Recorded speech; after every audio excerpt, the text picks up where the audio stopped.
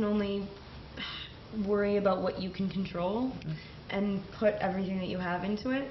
And I feel a pressure every time I sign on to do a movie. I'm like close to panic attacks and that's always going to be scary because everybody has a different impression and interpretation of the book, and so it's a huge amount of pressure. But I think that's the only way that you're ever going to do good work is if you have a reason to. You know what I mean? So like the pressure is good. And it's the first time I felt it on such a grand scale. Like I always, on my small movies, I have that pressure, but it's mine. Yes. And on this pressure is worldwide. So it's intense, but I'm glad that I got the opportunity to do it. Do you feel the same way?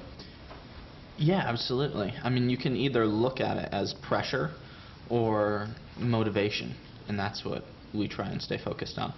And it is such a motivator. I mean, especially when people out there are like in tears saying like, thank you so much. It's like, God, well, I hope you like the next one better. Yeah. You know what I mean? Like, and because I think it I mean, I think they may. I mean, I hope they do.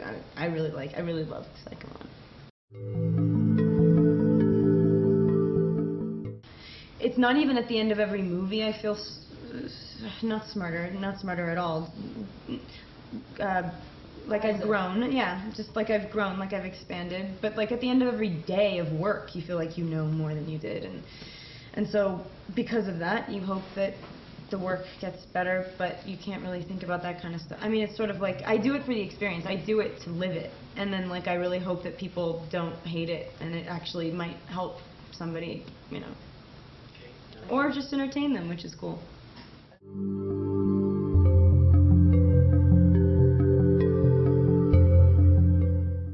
I wasn't the biggest vampire fan out there before this series, and nor werewolf. In the movie, it's not about vampires or werewolves. It's about these characters' relationships, and just the fact that there is werewolves and vampires involved makes it a lot different and heightens everything and makes it more interesting.